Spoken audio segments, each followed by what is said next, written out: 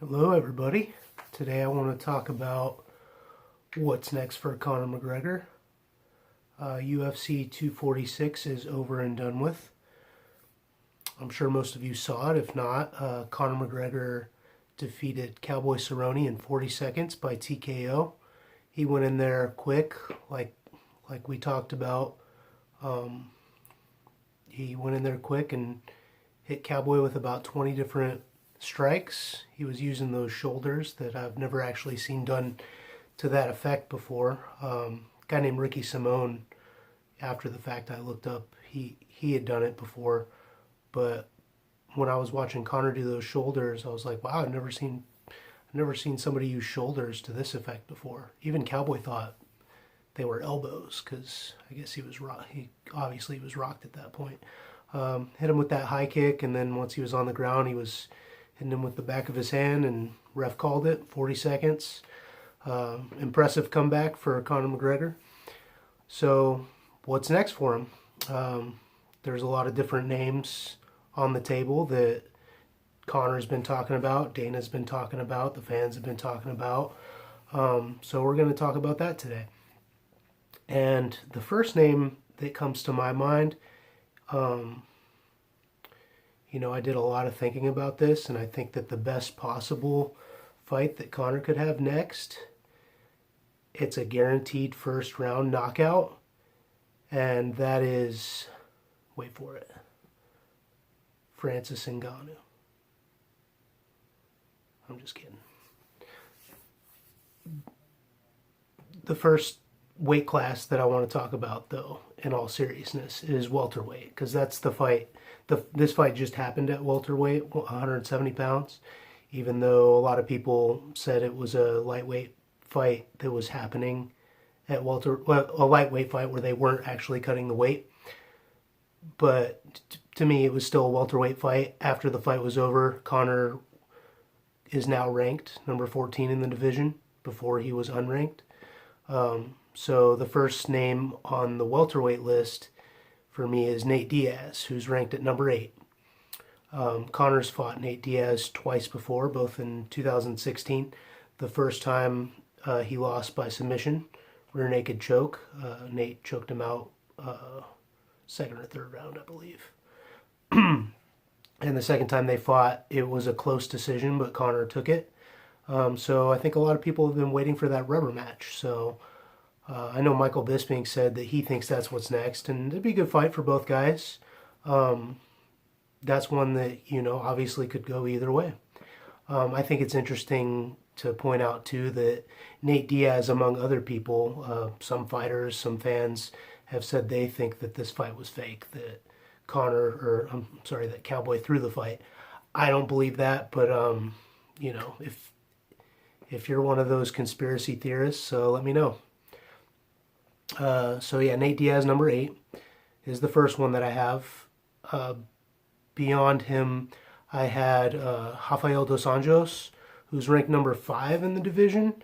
I don't really think this fight's going to happen, but I wrote it down because it's notable that RDA has a fight this weekend in the co-main event against Michael Chiesa. Michael Chiesa is currently unranked, but if RDA is able to get an impressive win here, he could very well call Conor out because these two were actually scheduled to fight back in 2016. When the first Nate Diaz fight happened, RDA pulled out of the fight because he had a broken foot, I want to say. So he never got that fight, and I think he's always wanted it because obviously Conor's like the golden goose. Everybody wants to fight him because they're going to make a bunch of money. So yeah, I just wrote RDA down just as a side note because I don't actually think it's going to happen, but I do think that he might call Conor out if he gets an impressive win this weekend. Another two names that I wrote down that I don't think Conor's going to fight, but I wanted to mention them just because they're highly ranked in the welterweight division, is number 4, Leon Edwards, who he's on a pretty impressive win streak, and he's set to face Tyrone Woodley, who's currently ranked number 1. He's the former champion. Those two are set to fight. I think whoever wins that is probably next in line for a title shot at Kamaru Usman or whoever's the champion at the time. So Yeah, Leon Edwards, Tyrone Woodley, probably not going to fight Conor McGregor, but wanted to throw their names out there. I think the main fan favorite is the one that I talked about in the last video, who is currently ranked number 3, Jorge Masvidal. He's the BMF champion, which isn't really a championship, but I know Conor wants that belt, so they could potentially do that. I know Conor hasn't completely turned it down. I know Masvidal definitely wanted the fight because he showed up dressed in that robe that Conor was wearing in the build up to the Floyd Mayweather fight, and he's trying to get more buzz around that so that he can get that fight. But he also said in an interview after that he's going to focus on Usman now because he doesn't feel like Conor wants to fight him, at least not now. So I think that Masvidal would prefer to fight Conor because it's more money. But if Conor's not ready to fight now, then he's just going to go ahead and fight Usman. So either way, that's the main one that I want to see, Masvidal. But who knows? We'll see what happens. Obviously, the last name on the welterweight list, actually not the last one, but the next one is Usman, the champion himself. I think that will probably happen further down the line if it happens at all. I think that Masvidal is more likely to fight Conor than Usman at this point, but I know that Conor, he's definitely going to want a shot at that welterweight title. So if he keeps getting wins and Usman's still the champion, then that fight would probably happen, but not in Conor's next fight, I don't think.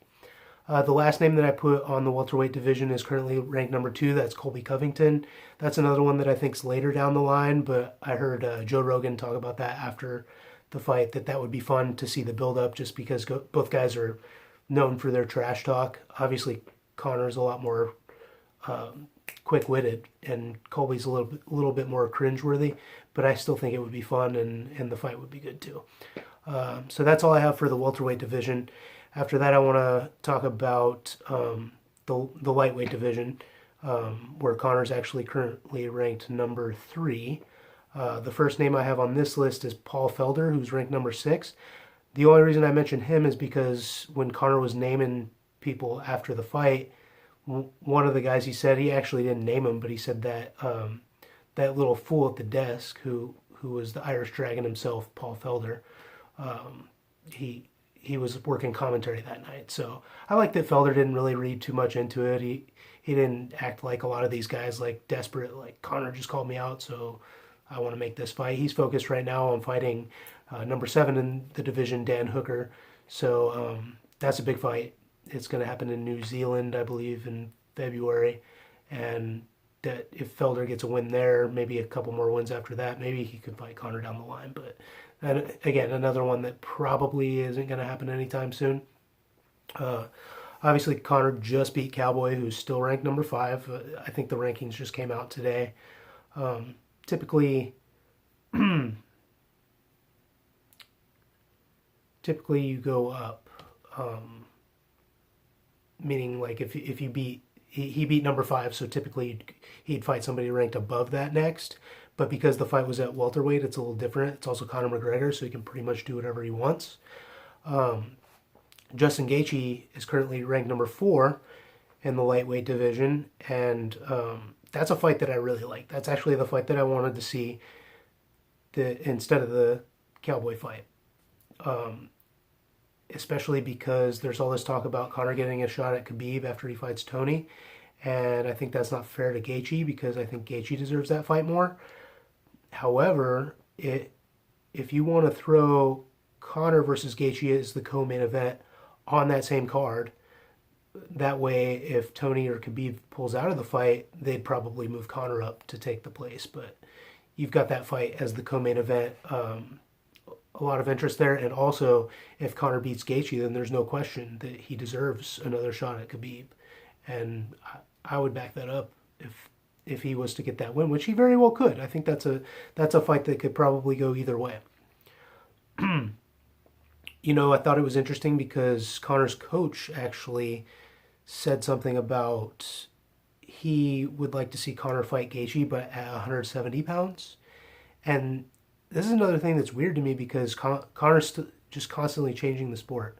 Because when before have you heard of somebody who gets multiple wins at a certain division and then goes and gets a title shot at a different division. Like it's not how it normally works, but because it's Conor, he gets a pass. I don't know. I guess it's fine because they're highly ranked in the lightweight division. So if they have a fight at the welterweight division and then whatever, man.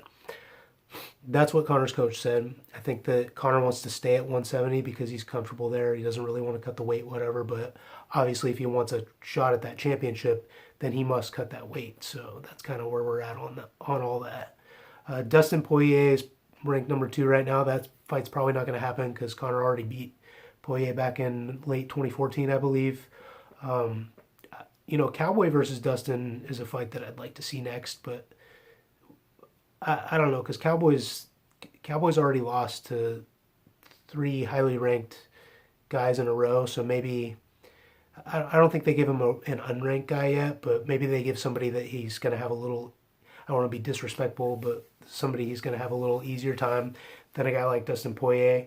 Not that I don't think that he can beat Dustin Poirier, but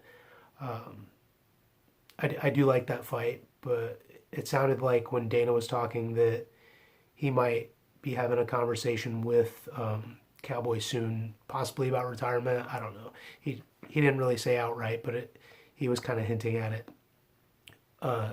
Another thing that was interesting was Dana was talking about he needs to sit down with Justin Gaethje, so it'll definitely be interesting to see where things go there because I really want to see Justin Gaethje fight again soon. I know he's basically waiting for the winner of Tony and Khabib, but obviously, as we've been talking about, Conor McGregor's in there too, so that's just the reality. Dana